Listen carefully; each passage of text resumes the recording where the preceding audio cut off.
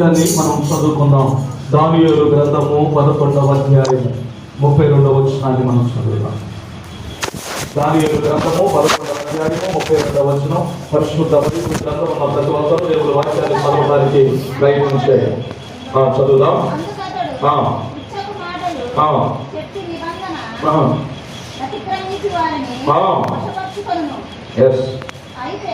అయితే తమ దేవుని ఎరుగువారు బలము కలిగి గొప్ప కార్యాలు చేస్తారు. మళ్ళీ చదువు. అయితే అన్న కారణం.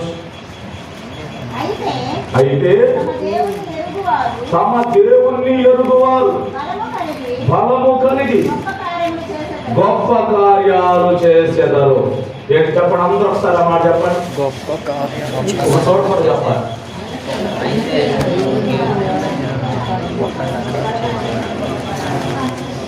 నేను ఒకసారి చెప్తున్నా, ఏనండి మీరు బాగా. అయితే తమ దేవుని ఎరుగువారు బలము కలిగి గొప్ప కార్యాలు చేస్తారు. అది చెప్పండి. ఇప్పుడు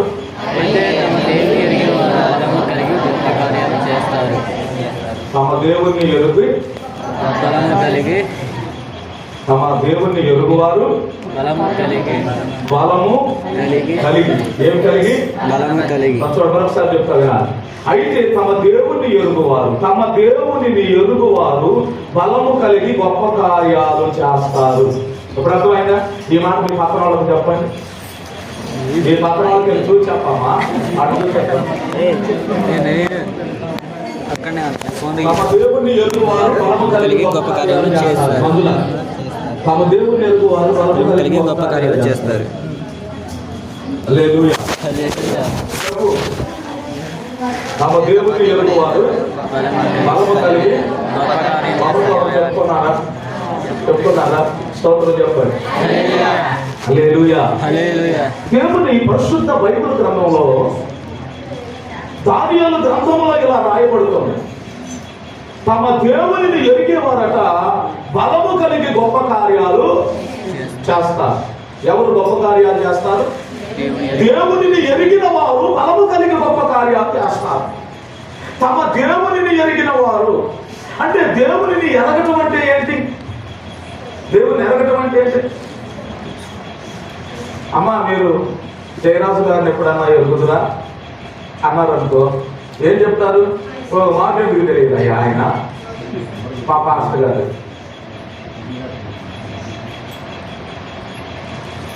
అమ్మ, మీ ఊర్లో పలానా అబ్బాయి ఉన్నాడట, వాళ్ళ తల్లిదండ్రులు వీళ్ళట, ఆ అబ్బాయి మీరు ఎరుగుదరా అన్నారనుకో, ఏం చెప్తారు?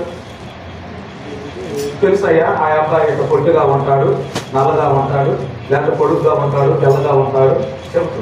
అంటే ఎరగటం అంటే అడుగుతారండి, రంగు ఎత్తు అర్థమైతే ఆయన ఈ బట్టలు వేసుకుంటాడు, ఎలా ఉంటాడు, అది కాదు ఎరగటం. దేవునిని ఎరగటం అంటే దేవునిని తెలుసుకోవటం. దేవునిని తెలుసుకోవటం అంటే అసలు దేవుడు ఏమై ఉన్నాడో, దేవుడు ఎవరై ఉన్నాడో, దేవుని ఔన్నత్యం ఏమిటో, దేవుని గుణలక్షణాలు ఏమిటో, దేవునిలో అసలు ఏమున్నదో అది మనం తెలుసుకోవాలి. ఎరగటం అంటే అందరూ నాకు దేవుని తెలుసు అంటారు. నాకు తెలుసు అండి దేవుడు అలా. దేవుడు తెలియటం అంటే ఏంటి? ఒకరోజు యేసుక్రీస్తు ప్రభు వారి దగ్గరికి పేతురు గారు వచ్చారు. పేతురు గారు వచ్చి, అయ్యా, కొంతమంది ఏమో మిమ్మల్ని బాప్తిసం ఇచ్చే యోహాను అంటున్నారు, కొంతమంది ఏమో ఒక ప్రవక్త అంటున్నారు, కొంతమంది ఏలియా అంటున్నారు, కొంతమంది మరియ కుమారుడు కాదా, యేసయ్య తండ్రి కాదా, వడ్రంగి పనిచేసేవాడుగా ఈయన సహోదరులు, ఈయన అక్క చెల్లెలు, ఈయన అక్కలు, ఈయన అమ్మలు మనతో కూడా లేరా అని అంటున్నారయ్యా.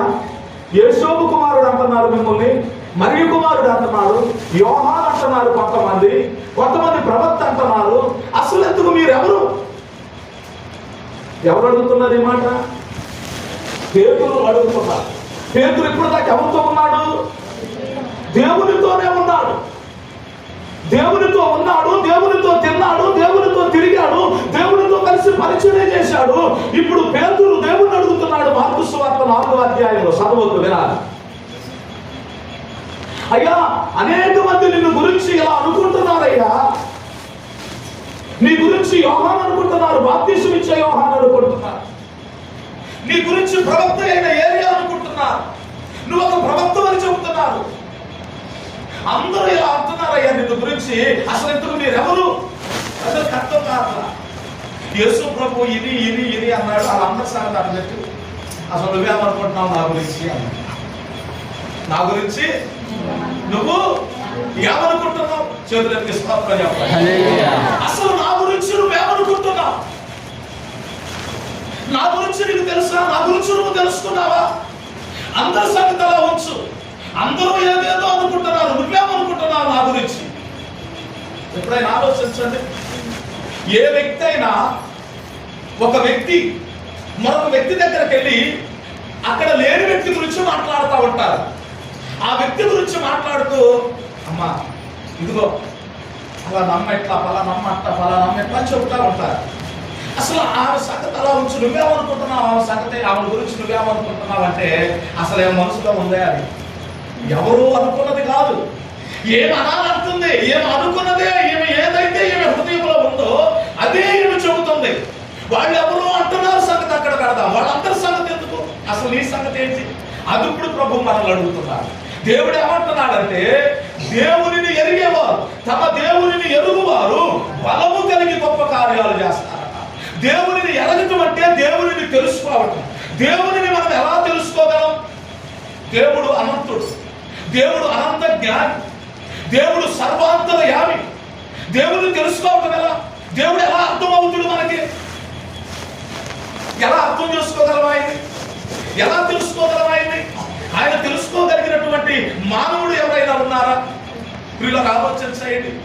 ఒక పెద్ద భక్తుడి దగ్గరికి వెళ్ళాడట. సాబు సుందర్ సింగ్ గారి దగ్గరికి ఒక ఆయన వెళ్ళి, అయ్యా యేసై గురించి నీకు బాగా తెలుసు, యేసు గురించి, యేసు ప్రభు గురించి నీకు తెలియదంటూ ఏమీ లేదు, బైబిల్ అంతా మీరు మరి క్షణం తప్పకుండా పఠించినటువంటి వ్యక్తులు కాబట్టి మీకు బాగా తెలుసు దేవుని గురించి, చెప్తారా దేవుని గురించి అని అంటే, ఆయన సముద్రం దగ్గరకు తీసుకెళ్ళాడట.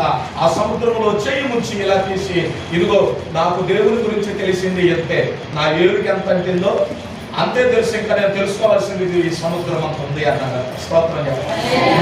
దేవుడు అనంతుడండి. ఆయన తెలుసుకోవాలంటే మన జీవితం చాలదు, మన జీవితం మన బ్రతుకు చాలదు. ప్రభునందు మీకు ఆయన అనంతుడు, ఆయన సర్వజ్ఞాని, ఆయన సర్వాంతర్యామి అయి ఉన్నాడు. ఆయనను తెలుసుకోవటం మన పని కాదు, ఆయన గురించి మనం తెలుసుకోలేదు. అయితే ఆయనను గురించి ఎరగాలంటే మనం ఏం చేయాలో తెలుసా? చదువుదాం. ఇర్మియా గ్రంథము 24వ అధ్యాయము 7వ వచనం. ఇర్మియా గ్రంథము 24వ అధ్యాయము 7వ వచనాన్ని మనం చదువుదాం పిల్లలు. 7వ వచనం. వారు పూర్ణ హృదయముతో నా యొద్దకు తిరిగి రాగా వారు నా జనులగునట్లును నేను వారి దేవుడు నగునట్లును నేను యెహోవానని నన్ను ఎరిగే హృదయము వారికి ఇస్తాను. హల్లెలూయా. తెలుసుకుంటామంట. నేను దేవుడినని, నేను ఉన్నవాడను అనువాడనని. యెహోవా అంటే అర్థం ఏంటి? యెహోవా అంటే అర్థం ఏంటి? ఉన్నవాడు, అనువాడు అని అర్థం.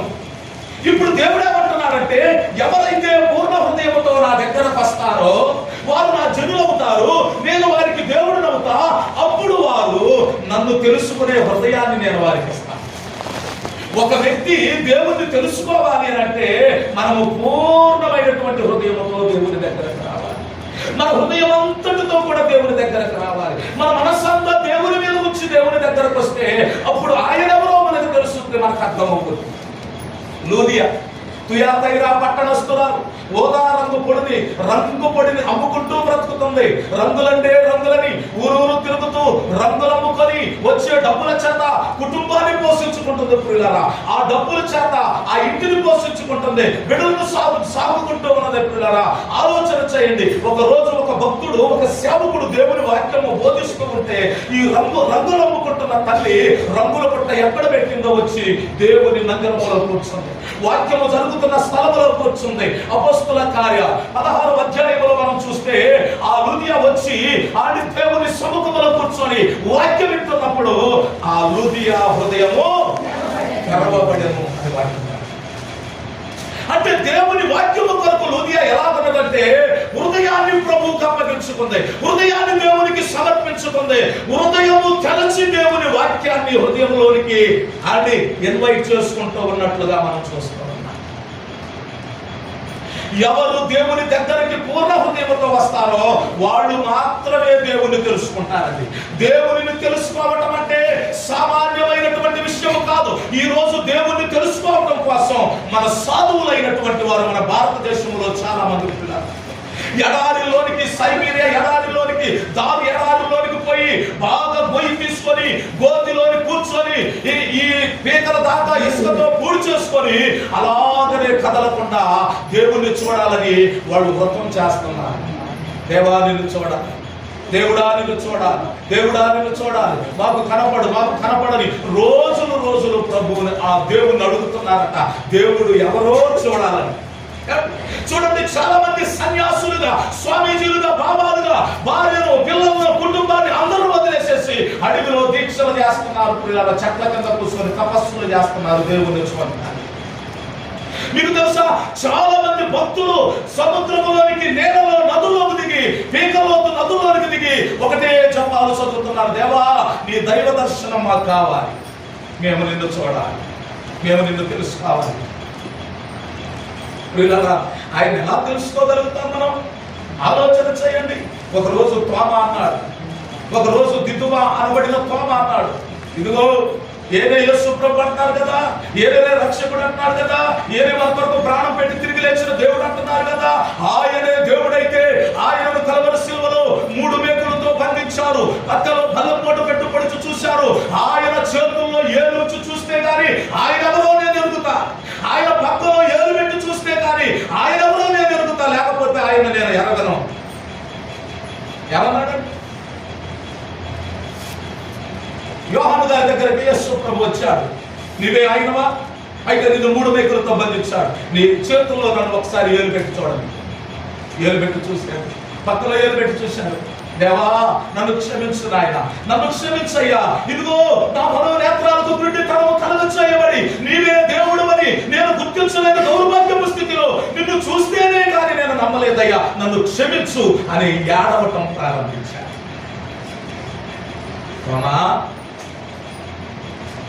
నువ్వు నన్ను చూసి నమ్మావు కదా, చూసి నమ్మిన వారి కంటే చూడక నమ్మినవాడు, స్తోత్రం చెబుతాం, చూసి నమ్మిన వారి కంటే చూడక నమ్మినవాడు ధన్యుడు.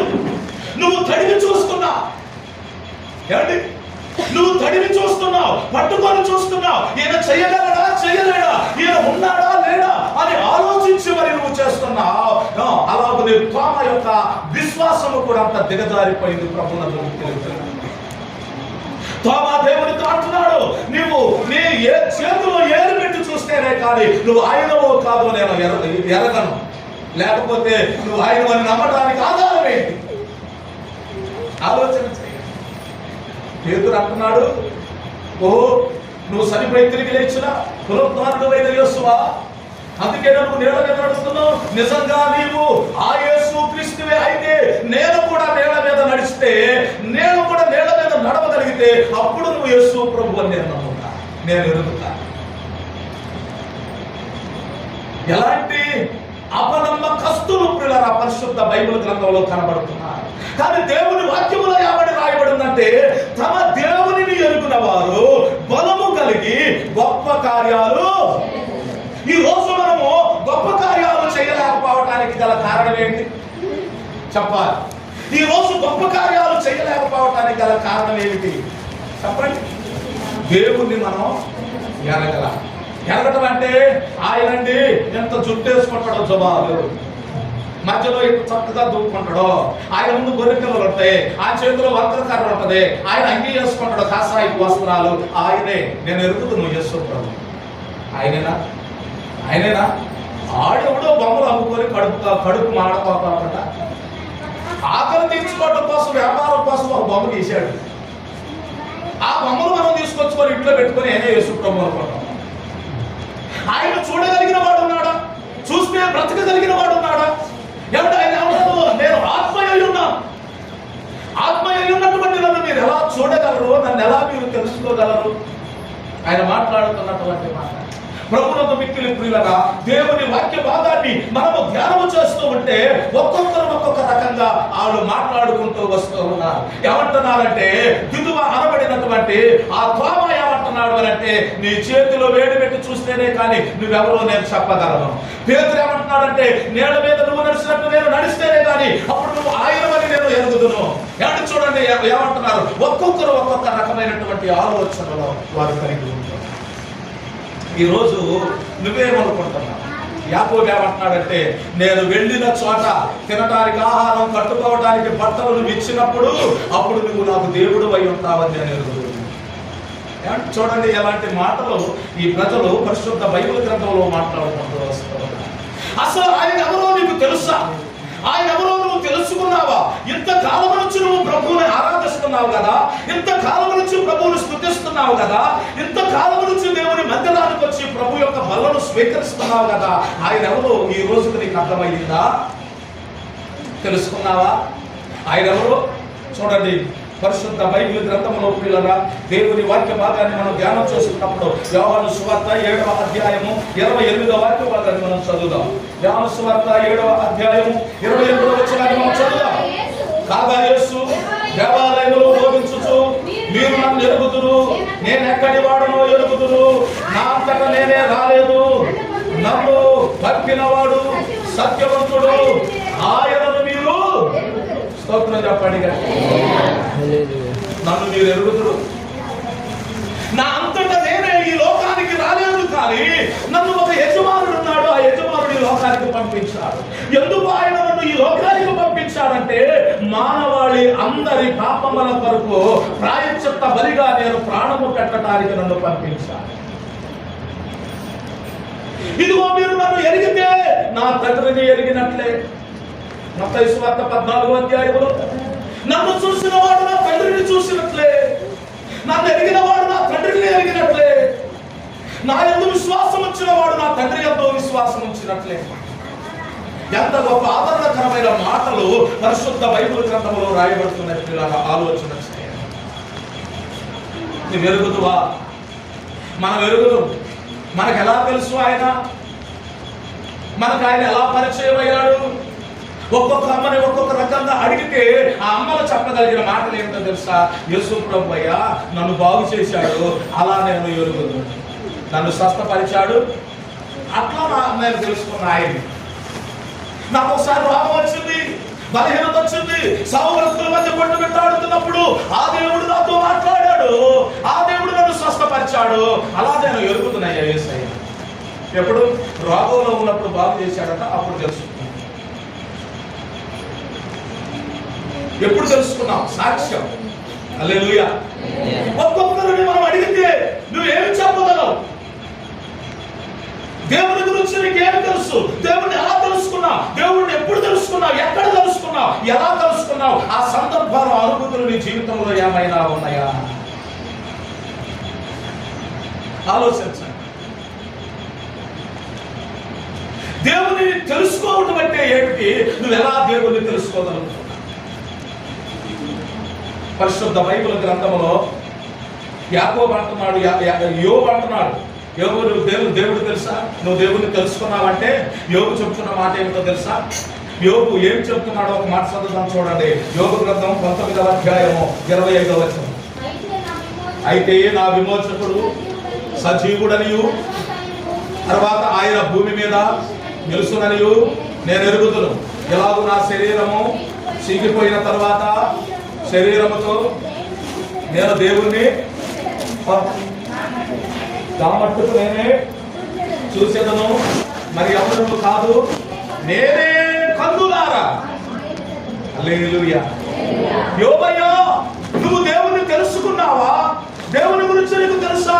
ఓ యోబు గారు, దేవుని గురించి నీకేమి తెలుసు నాకు చెప్పుకోవాలంటే యోబు చెప్తున్న మాట ఏమిటంటే, నా విమోచకుడు సజీవుడు. చేతులు ఎత్తేసుకోవాలి. నా విమోచకుడు. యోబుని అడిగితే యోబు చెప్పే మాట ఇది. నువ్వు దేవుని తెలుసుకున్నావా? దేవుని గురించి నువ్వేం తెలుసుకున్నావు? అసలు దేవుడు ఎవరు? యోబు చెప్పు అని దేవుడిని గట్టిగా నిలబెడితే యోబు చెప్పే మాట ఏమిటంటే, యోబు ఏమంటున్నాడంటే, నా విమోచకుడు సజీవుడు నాకు తెలుసు. నేను తెలుసుకున్న దేవుడు సజీవుడు, మరణము లేనివాడు. హల్లెలూయా. ఎవరట? నేను తెలుసుకున్న దేవుడు ఎవరు? సజీవుడు. నేను తెలుసుకున్న దేవుడు ఆయన విమోచకుడు.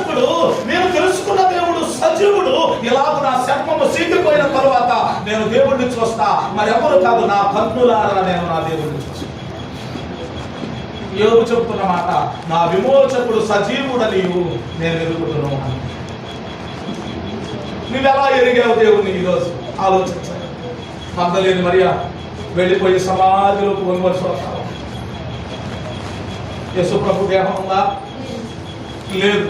అయ్యో, నా ప్రభుని ఎవరో ఎత్తుకొని పోయారు. ఎక్కడ వచ్చాడో తెలిస్తే నేను ఎత్తుకొని వెళ్తాను. ఎవరో నా ప్రభుని ఎత్తుకొని పోయారు. 7 దెయ్యాలు బట్టి నేను పీడించబడుతున్నా. అప్పుడు దేవుడు నన్ను స్వస్థపరిచాడు. అప్పుడు దేవుడు నన్ను బాగు చేశాడు. 7 దెయ్యాల చేత సతమతం అయిపోతున్నా. ఓ, నెమ్మది లేదు, సమాధానం లేదు, ఆదరణ లేదు, భయంకరమైన పరిస్థితులు. ఆ యేసయ్యే ఆయన బ్రతికున్నప్పుడు నన్ను స్వస్థపరిచి 7 దెయ్యాల నుంచి విడిపించి నన్ను విమోచించిన ఆ యేసు ప్రభు దేహాన్ని ఇప్పుడు ఎవరో ఎత్తుకొని పోయారు. అయ్యో, ఆ దేహం ఎక్కడుందో తెలిస్తే ఆయన నేను ఎత్తుకొని పోతా ఇంటికి. మగ్దలేని మనకి ఎలా తెలుసు యేసు ప్రభు దెయ్యాలు వెలగొట్టాడు? అలా తెలుసా? ఇప్పుడు అక్కడికి వెళ్ళి సమాధిలో ఒక్కరు చూస్తుంటే యేసు ప్రభు అక్కడ నిలబడి మాట్లాడుతున్నాడు. మరియా, ఎవరు ఎత్తుకున్నావు? అయ్యా, ఇది పరిస్థితి. సజీవుడైన వారిని మృతుల్లోని ఎలా? చెప్పండి చెప్పండి. సజీవుడైన వారిని మృతుల్లో ఎలా ఎత్తుకుతున్నావు? నీ దేవుడు సజీవుడు, యుగయుగములకు సజీవుడు. ఆయన మరణము లేనటువంటి వాడు. ఆయన సమాధిలో నువ్వు ఎలా ఎత్తుకుతున్నావు? యోబు ఏమంటున్నాడు?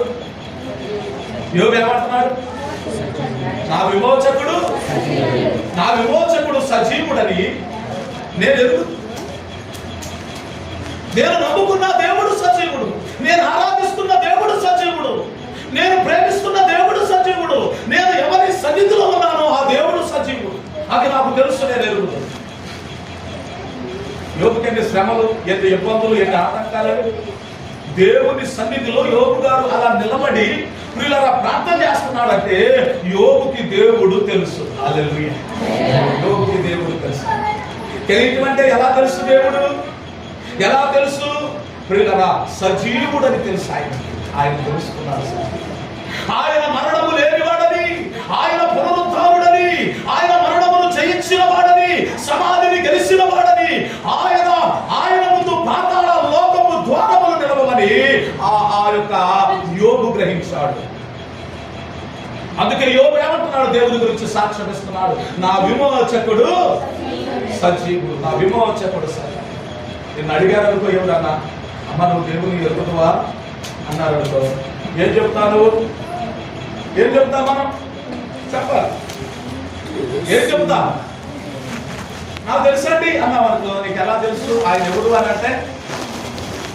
మన దగ్గర సమాధానం లేదు, సరైన సమాధానం లేదు. మన దగ్గర సరైన సమాధానం లేదు. ప్రియ దేవుని సంఘమా, అదే యోబు భక్తుడి దగ్గరికి వెళితే మరణ భాష్యములో చుట్టుకొని ఉన్నాడు. మరణపు అంచులోకి వెళ్ళాడు. ప్రియులరా, అందరి చేత ద్వేషించబడ్డాడు, వెలివేయబడ్డాడు. కాబట్టి తన తోబుట్టువులు కూడా తృణీకరించారు, స్నేహితులు అసహించుకున్నారు, కట్టుకున్న భార్య కూడా చచ్చిపో అన్నారు. అలాంటి పరిస్థితిలో యోబు ఏమంటున్నాడు తెలుసా? ఎవ్వరిని పన్నెత్తి ఒక మాట మాట్లాడు, ఒక్క మాట మాట్లాడుకుని అంటున్నాడు, నా విమోచకుడు సజీవుడు. స్తోత్రం చెప్తాడు. ఈరోజు అంత ఓపిక, ఓర్పు, సహనం, నిరీక్షణ ఎవరిలో ఉంటుందండి? ఆలోచన. మన దేవుని గురించి మనం చెప్పాలి అని అంటే, మన దేవుని గురించి మనం బయలుపరచాలంటే, మన దేవుని గురించి ఇతరులకు మనం ప్రకటించాలంటే మనకు కావలసింది ఏమిటో తెలుసా? ఓపిక కావాలి. మనకి ఓపిక కావాలి, ఓరిమి కావాలి, నిరీక్షణ కావాలి. అది లేనప్పుడు మన దేవుని గురించి ఇతరులకు మనం చెప్పలేము. మన దేవుని గురించి ఇతరులకు మనం తెలియచేయలేము. మనమే తెలుసుకోలేము. అపోస్తుల కార్యాలు 7వ అధ్యాయము చివరి వాక్య భాగంలో దేవుని మాటలు పిల్లరా మనం ఆలోచన చేస్తూ ఉన్నప్పుడు చక్కని మాటలు అక్కడ బైబిల్ గ్రంథంలో జాగ్రత్తగా చెక్కని రాళ్ళు పెట్టి కొడుతున్నారట. చెక్కని రాళ్ళు పెట్టి కొడుతుంటే మోకాళ్ళు పిల్లరా అతడు కన్నులెత్తి ప్రార్థన చేస్తున్నాడట. ఆయన ఎవరి ప్రార్థన చేస్తున్నాడంటే, దేవా దయచేసి ఆయన ఈ పాపము, ఈ శాపము ఇదిగో ఈ ప్రజల మీదకి రానివ్వదు. స్తోత్రం చెప్పండి. ఈ ప్రజల మీద ఎంత భారముతో దేవుని సన్నిధిలో ఆయన ప్రార్థన చేస్తున్నాడు. స్టెఫెనుకి ఎంత ఓపిక ఉంది, స్టెఫెనుకి ఎంత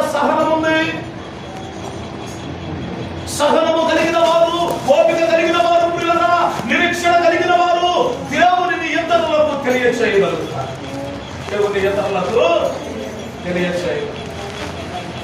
యోబు ఏమంటున్నాడంటే, నా విమోచకుడు సజీవుడు, అది నేను ఎరుగుతున్నాను, నా దేవుడు. గొప్ప సాక్ష్యం, అది గొప్ప సాక్ష్యం. అంతకంటే మించిన గొప్ప సాక్ష్యము ఇంకా పరిశుద్ధ బైబిల్ గ్రంథంలో ప్రియులారా మనము కరడిని చూసిన ఎక్కడ కూడా మనం యోబు ఇచ్చిన సాక్ష్యం అంత గొప్పది, దృఢమైనది ఆ సాక్ష్యం. దేవుని సన్నిధిలో ప్రియులారా యోబు ఎలాంటి పరిస్థితిలో ఉండి ఆ మాటలో మాట్లాడుతున్నాడో మనం ఆలోచన చేస్తే అది ఎంతో భయంకరంగా ఆ మాటలో అంటే దేవుని తెలుసుకోవాలి. దేవుని తెలుసుకోవాలి. నువ్వు దేవుని తెలుసుకోకుండా దేవుని కొరకు గొప్ప కార్యాలు చేయలేవు. దేవుని దగ్గర నుంచి గొప్ప గొప్ప ఆశీర్వాదాలు. విలియం కేరీ అనే ఒక గొప్ప దైవజనుడు అన్నాడట, నేను దేవుని కొరకు గొప్ప పనులు చేస్తా, దేవుని దగ్గర నుంచి గొప్ప నేను ఆశిస్తా అన్నాడు. స్తోత్రం చెప్పండి. ఏం చేయాలి? దేవుని కొరకు గొప్ప పనులు చేయాలి. దేవుని దగ్గర నుంచి కూడా మనం అడుగుతున్నా ఎలా ఉండాలి? గొప్పగా ఉండాలి. దేవుని కొరకు గొప్ప పనులు చేయలేనప్పుడు దేవుని దగ్గర నుంచి గొప్ప అడుగుపడటానికి మనం సరిపోయిన వాళ్ళు కూర్చోవాలి. దేవుని కొరకు గొప్ప పని చేయి, దేవుని దగ్గర నుంచి గొప్ప వెళ్ళి ఆశించు. నువ్వు దేవుని కొరకు ఏమి చేయో, అయ్యా దేవుడు నా జీవితంలో ఏమి చేయట్లేదని తమ దేవుని ఎరుగువారు చెప్పండి బలము కలిగి గొప్ప కార్యాలు చేస్తారు. బలము కలిగి గొప్ప కార్యాలు చేస్తారు. ఆలోచించండి. తమ దేవుని ఎరిగిన వారు బలము కలిగి గొప్ప కార్యాలు చేస్తారు. ఎంత బలాన్ని ప్రభు సన్నిధిలో వారు పొందుకుంటారో తమ దేవుని ఎరిగినటువంటి వారు. మనకు తెలుసు, పరిశుద్ధ బైబిల్ గ్రంథాల్లో దేవుని మాటలు మనం ఆలోచిస్తున్నప్పుడు మనకు తెలుసు. యోహాను పద్మాసు దీపంలోనికి తీసుకొని వెళ్ళి పడేసేసారు. పద్మాసు దీపంలో పడవేసేశారు. అది చీకటి, అగాధము ప్రియులారా. సరైన భోజనం ఉండదు, సరైన నిద్ర ఉండదు. అక్కడ ఎవరితో కలకరించడానికి అవకాశం ఉండదు. చుట్టూ నీరు ప్రియులారా, మధ్యలో ప్రమాదం ఉంటుంది. ఎప్పుడు ఉప్పెనొచ్చినా, ఎప్పుడు తుఫాను వచ్చినా, ఎప్పుడు సముద్రం అలలు ఎగసిపడినా, ప్రియులారా సునామీ వచ్చినా, భూకంపం వచ్చినా అక్కడ నుంచి తప్పించుకోవడం అసాధ్యం. సముద్రంలో ఉన్న భయంకరమైన విష సర్పాలు, సముద్రంలో ఉన్న పెద్ద పెద్ద జంతువులు, ప్రియులారా ఖడ్గమృగాలు, అవన్నీ కూడా కొన్ని పర్యాయాలు ఆ దీపము దగ్గరకు వచ్చి ఆగుతూ ఉంటాయి. అలాంటి ప్రాంతంలో యోహానును విడిచిపెడితే యోహాను దైవ దర్శనాన్ని చూస్తున్నాడు. యోహాను పద్మాసు దీపములో దైవ దర్శనాన్ని చూస్తూ, కన్నులారా దేవుని దర్శనాన్ని చూస్తూ అట దేవుని మహిమ ప్రకాశమానంగా ఆయన మీదకి వచ్చినప్పుడు చచ్చిన వారి వలె దేవుని పాదాల మీద పడిపోయాడు. ఆయన దర్శనంలో కనబడుతుంది, ఆయన రూపం కనబడుతుంది, ఆయన అలంకారం కనబడుతుంది, ఎవడు ఆయనలో ఉన్న మహిమ కనబడుతుంది, ఆయనలో ఉన్న సన్నిధి కనబడుతుంది, ఆయనలో ఉన్నటువంటి ఔన్నత్యము గొప్పతనం ఆయనకు కనబడుతుంది. ఆయన గురించి రాసుకుంటూ వచ్చారు యోహాను గారు. ఆయన గురించి రాసుకుంటూ వచ్చారు, గొప్పగా వర్ణించుకుంటూ వచ్చారు. యోహాన్ని ఇప్పుడు వెళ్ళి అడిగితే, యోహాను నువ్వు దేవుణ్ణి ఎరిగావా అని అడిగితే యోహాను ఏం చెప్పాడు తెలుసా? నా కన్నులారా నేను ఆయన చూశా. ఆయన పాదములు అపరంజిని పోలి ఉన్నది, ఆయన కన్నులు ఉప కన్నులు, ఆయన నోటి శబ్దము విస్తార జలనదుల శబ్దము వలె ఆయన స్వరము వినబడుతుంది అని చెప్తారు. హల్లెలూయా. యోహాను నువ్వు దేవుణ్ణి ఎరిగావా? దేవుడు నీకు తెలుసా? ఒకవేళ నీకు దేవుడు తెలిస్తే దేవుడి గురించి నాకు చెప్పాలంటే యోహాను చెప్పే మాట ఏమిటో తెలుసా?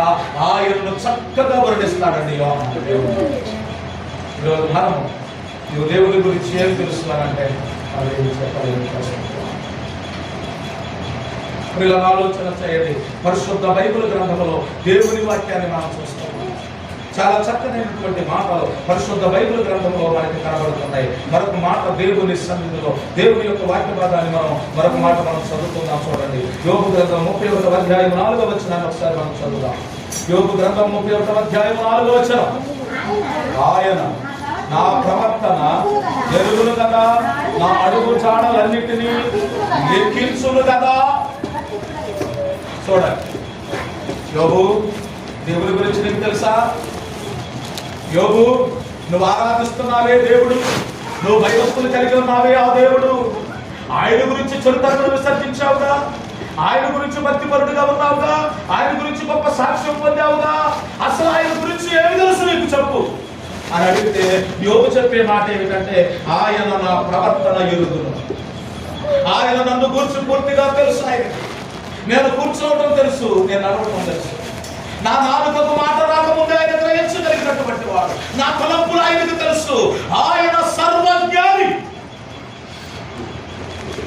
యోబుని అడిగితే రెండవదిగా యోబు దేవుని గురించి చెప్పే మాట ఏమిటంటే, నన్ను గురించి ఆయనకు పూర్తిగా తెలుసు అని చెప్తాను. నేనేమై ఉన్నానో అది ఆయనకు తెలుసు, అది నాకు తెలుసు, ఆయనకు తెలుసు అన్న సంగతి నాకు తెలుసు. అందుకే యోబు అండి మరణకరమైనటువంటి పురుగుల చేత శోధించబడుతున్నప్పుడు కూడా భక్తిని విడిచిపెట్టాల, పరిశుద్ధతను విడిచిపెట్టాల. నోటి మాటతోనైనా యోబు పాపము చెయ్యకుండా ఉండటానికి గల కారణం ఏమిటంటే, దేవుడెవరో ఏనికి తెలుసు, ఏనెవరో దేవునికి లేదు. ఆలోచించండి, మనము దేవునికి తెలియాలి. మనము కనుక దేవునికి తెలిసినట్లయితే, మనమెవరో దేవునికి తెలిసినట్లయితే, ఏమంటే దేవుని దృష్టిలో ఎంత ఉన్నతమైన స్థానం మనకు ఆలోచించాలి. దేవుడు మనకు తెలియటం గొప్పతనం ఏం కాదు, తెలుసుకోవచ్చు. కేసీఆర్ అందరికీ తెలుసు. కేసీఆర్ తెలియదు కదా ముఖ్యమంత్రి, తెలుసు కదా మనకి. కానీ కేసీఆర్ నువ్వు తెలుసా, నేను తెలుసా? ఆయనకు మనం తెలియటం గ్రేట్. హల్లెలూయా. ఆయనకు మనం తెలియాలి. కేసీఆర్ గారు మన ముఖ్యమంత్రి, మన ముఖ్యమంత్రి, తెలంగాణ ముఖ్యమంత్రి అని చెప్పుకుంటున్నాం మనం. ఆయన చూస్తున్నాం, ఆయన మనకు తెలుసు అని చెబుతున్నాం. అరే నువ్వు ఆయనకి తెలిస్తే గొప్ప, ఆయన మనకు తెలిస్తే గొప్ప? చెప్పండి. మనము ఆయనకు తెలిస్తే అది గొప్ప ఆశీర్వాదం. స్తోత్రం చెప్పాలి. ఆయనకు మనము తెలియాలి, మనకు ఆయన తెలియాలి. ఆయన జ్ఞాపకాలలో మనం ఉండాలి, మన జ్ఞాపకాలలో ఆయన ఉండాలి. దేవుని వాక్యభాగాన్ని మనం పరిశీలన చేస్తున్నప్పుడు పిల్లరా, దేవుడు ఏమంటున్నాడంటే, యోబు అని ఒక మనుష్యుడు భూమి మీద ఉన్నాడు, ఆయన యథార్థవంతుడు, సత్యవంతుడు, దేవుని యందు భయభక్తులు కలిగిన వాడు, చెడుతనమును విసర్జించిన వాడు. భూజు దేశంలో ఆయన లాంటి భక్తిపరుడు మరొకడు లేడు. ఎవరు చెప్తారు ఈ మాట? దేవుడు చెప్పాడు. అంటే దేవుని జ్ఞాపకాలు ఎవరున్నారు? యోబు దేవుని జ్ఞాపకాల్లోనికి వెళ్ళాలి అని అంటే ముందు యోబు యొక్క జ్ఞాపకాల్లో దేవుడు కూడా ఉండాలి. అందుకే యోబుని అడిగితే యోబు చెబుతున్నాడు, యోబుని దేవుడి గురించి నీకేం తెలుసు అంటే, నా దేవుడు విమోచకుడు, సజీవుడు అని నాకు తెలుసు. నా దేవుడు నన్ను గురించి పూర్తిగా తెలుసయ్యా. నా దేవునికి నేనేంటో తెలుసు. నా దేవునికి నన్ను గురించిన చరిత్ర పూర్తిగా ఆయనకు తెలుసు. ఆ సంగతి నాకు తెలుసు, ఆయనకు తెలుసు అన్న సంగతి.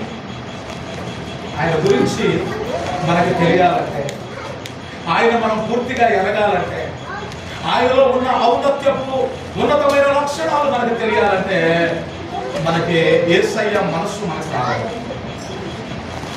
ఫిలిప్పీయులకు రాసిన పత్రిక 2వ అధ్యాయం 5వ వచనం. ఫిలిప్పీ సంఘానికి అపోస్తలుడైన పౌలు గారు రాస్తున్న ఉత్తరం 2వ అధ్యాయం 5వ వచనం చదువుకుందాం. క్రీస్తు యేసునకు కలిగిన ఈ మనస్సును మీరు కలిగి ఉండండి. ఆయన దేవుని స్వరూపము కలిగిన వాడైంది, దేవునితో సమానముగా ఉండుట విడిచిపెట్టకూడని భాగ్యమని ఎంచుకొనలేదు, కానీ మనుషుని పోలికగా పుట్టి దాసుని స్వరూపమును ధరించుకొని అందుతానే. ఇప్పుడు ఏ మనస్సు కావాలంటే మనం క్రీస్తు యేసునకు కలిగిన మనస్సు మనం సంపాదించుకుంటే అప్పుడు నిజ దేవుని మనం వేయగలుగుతాం. 2వ కొరింథీయులకు రాసిన పత్రిక 12వ అధ్యాయం 2వ వచనాన్ని ఒకసారి మనం చదువుతాం. కొరింథీయులకు రాసిన పత్రిక 12వ అధ్యాయం 2వ వచనం. క్రీస్తు నందున్న ఒక మనుషుని నేను ఎరుగుదును, అతడు 14 సంవత్సరాల క్రిందట 3వ ఆకాశమునకు కొనిపోబడెను. అతడు శరీరముతో కొనిపోబడెను, నేనెరగను. శరీరము లేక కొనిపోబడెను, నేనెరగను. అది దేవునికే. యేసు ప్రభు గురించి మాట్లాడుతున్న అపోస్తలుడైన 14 సంవత్సరాల క్రితం ఒక మనుషుడిని నేను ఎరుగుతాను, అతడు 3వ ఆకాశానికి ఎక్కిపోయాడు. హల్లెలూయా. యోబు కూడా అన్నాడు, నా కన్నులారా నేను ఆయన చూస్తాను. నేను మాత్రమే. అపొస్తలుడైన పౌలు కూడా యేసు ప్రభు యొక్క దర్శనాన్ని చూశాడు. 9వ అధ్యాయం దమస్కు మార్గంలో వెళ్తున్నాడు. దేవుని ప్రకాశమానమైన వెలుగు ఆయన మీదకి వచ్చింది. ఆ ప్రకాశమానమైన వెలుగు తగినప్పుడు ఆ గుర్రం మీద నుంచి కింద విరుచుకొని పడిపోయాడు. ఆయన కన్నులు గుడ్డి కళ్ళు అయిపోయి కనబడట్లా, చీకటి అంధకారం అయిపోయింది. సౌలు కింద ఇసుకొని పడి కేకలు వేస్తున్నాడు, అయ్యో నాకు చూపు కనబడట్లా, నాకు చూపు కనబడట్లా, నాకేమీ కనబడట్లా, అంతా చీకటి అయిపోయింది, నా కన్నులు కనబడట్లేదు, అంధత్వము కప్పిందని కేకలు పెడుతుంది. దేవుని స్వరం సౌలు కనబడదు. సౌలా సౌలా, నీవెలా నన్ను హింసించుచున్నావు? నిన్ను హింసించడం ఏంటి? అసలు నువ్వెవడు అని చెప్పి సౌలు, నీవు హింసించుచున్నా యేసు. హల్లెలూయా. నీవు హింసించుచున్నా యేసు. మరి సౌలుకి యేసు ఎవరో తెలుసా? సౌలుకి యేసు ఎవరో ఎరుగుదురా? ఆయనకి యెహోవా దేవుడు తప్ప, ధర్మశాస్త్రం తప్ప యేసు ప్రభు గురించి పట్టించుకోడు. యేసు ప్రభు దేవుడు అన్న వాళ్ళందరూ చంపేశారు సౌలు. ఇప్పుడు దేవుడు సౌలుని పౌలుగా మార్చేసి, నీవెవడవు ప్రభువా, నాకు ఎందుకు ఈ గుడ్డితనం కలగజేసావంటే, యేసు ప్రభు అంటున్నాడు, నీవు హింసించుచున్న యేసును నేనే. ఇప్పుడు అంటున్నాడయ్యా, ఇప్పుడు దాకా నీవెవరో నేను ఎరగలేదయ్యా, ఇప్పుడు దాకా నిన్ను తెలుసుకోలేకపోయా, నిన్ను ఆరాధిస్తున్న ప్రజలను హింసించా, నిన్ను ఆరాధిస్తున్న ప్రజలను చంపా, నిన్ను ఆరాధిస్తున్న ప్రజలను బహుశ్రమల పాలు చేశానయ్యా, నన్ను క్షమించు నాయనా, నా కన్నులు తెలుగు నాయనా, నీ సేవ చేస్తా, నీ పని చేస్తా, నీ పరిచర్య చేస్తా. ఇప్పుడు అపోస్తలుడైన పౌలుని అడిగితే యేసు ప్రభు గురించి ఆయన ఏం చెప్తాడో తెలుసా? పౌలు, బ్రతుకుట క్రీస్తే, సావైతే లాభమే. ఎందుకంటే ఆయన నా కోసం ప్రాణం పెట్టాడు, ఆయన నా కోసం డబ్బులు తిన్నాడు, ఆయన నా కోసం రక్తం కార్చాడు, అది నేను ఎరుగుదును. ఎప్పుడంటే దమస్కు మార్గంలో. హల్లెలూయా. పౌలు అడిగితే చెప్పే మాట ఏంటో తెలుసా? యేసును నేను ఎరుగుదును, ఆయన నా కోసం ప్రాణం పెట్టాడు కాబట్టి ఏవో బ్రతుకుట క్రీస్తే, సావైతే నువ్వు నేను ఏం చెప్పగలను? మనం ముగించుకున్నాం కదా, నీవు నేను ఏం చెప్పగలను? మనం ఒకసారి మనం ఆలోచిస్తున్నాం మనసుకున్నాం. యేసు ప్రభు చెప్తున్నా అంటే నువ్వేం చెప్తా? ఆలోచించండి ఒక నిమిషం. ఆయన నా కోసం ప్రాణం పెట్టాడండి, ఆయన నా పాప భారాన్ని తీసేశాడండి, నా పాపాలు ప్రక్షాళన చేశాడండి, నా పాపాలను పరిశుద్ధంగా తన రక్తముతో నన్ను కడిగాడండి. నా దేవుడు విమోచకుడు, నా దేవుడు సజీవుడు, నా దేవుడు మరణము లేనివాడు, నా దేవుడు నన్ను పూర్తిగా ఎరుగుతాడు. నా దేవుడికి నేను తెలుసు. మన దేవుడి గురించి మనల్ని ఎవరైనా అడిగినప్పుడు పిల్లరా మనం చెప్పలేదు,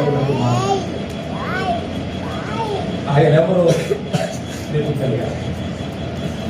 తెలియకుండా నువ్వు ఎంత ఆరాధించినా గతం, ఎంత స్థుతించినా గతం, ఎంత ప్రార్థన చేసినా గతం, ఆయన తెలియాలి. ఆయనను ఎరిగిన వారు బలము కలిగి గొప్ప కార్యాలు చేస్తారట, గొప్ప కార్యాలు చేస్తారట. వినండి పిల్లరా, దావీదు గొప్ప కార్యం చేశాడా? దావీదు గొప్ప కార్యం చేశాడా? గొలియాతును ఒక్క దెబ్బకే చంపేశాడు. ఎందుకంటే దేవుడు ఎవరో దావీదుకి గొప్ప కార్యం చేశాడా? దేవుడు ఎవరో సంసోనికి తెలుసు, సింహాన్ని ఒక్క దెబ్బతో చంపేశాడు. పౌలుకి దేవుడు ఎవరో తెలుసు, పౌలుకి దేవుడు ఎవరో తెలుసు. అందుకే పౌలు దేవుడి కొరకు వీళ్ళ గొప్ప గొప్ప పనులు చేశాడు. తాను నేల తగిలితే, నడుకట్టు తగిలితే సక్షణ వారు. పేతురుకు దేవుడు ఎవరో తెలుసు, పేతురు నేల పడితే సచ్చిన వారు బ్రతికారు. నీకు దేవుడు ఎవరో తెలుసా? తెలిస్తే నువ్వు బలము కలిగి గొప్ప కార్యాలు చేస్తావు. షడ్రకు మెషకు అబేద్నెగోనికి దేవుడు ఎవరో తెలుసు, అందుకే అగ్నిగుండముల నుంచి హాయిగా బయటికి నడిచొచ్చారు. దానియేలుకు దేవుడు ఎవరో తెలుసు, సింహాల గృహలో నుంచి ఆయన ధైర్యంగా బయటకు వచ్చారు. దేవుడు ఎవరో తెలిస్తే దేవుడి కొరకు గొప్ప పని చేస్తావు, గొప్ప కార్యాలు చేస్తావు. దేవుడు ఎవరో నీకు తెలియకపోతే నువ్వు బలము పొందలేవు. దేవుని దగ్గర గొప్ప కార్యాలు నువ్వు చెయ్యలేవు, చూడలేవు. దేవుడు ఎవరో తెలుసు. దేవుడు ఎవరో తెలియాలి అంటే దేవుని సంగమం పూర్ణ హృదయం ఆయన పాదాల దగ్గరకు వచ్చి అప్పుడు ఆయన ఎవరో ఎరిగేటటువంటి హృదయాన్ని దేవునికి ఇస్తాడు. 26 గ్రంథం లేకపోతే ఆయన ఎరిగే హృదయం నీకు ప్రార్థన చేసుకున్న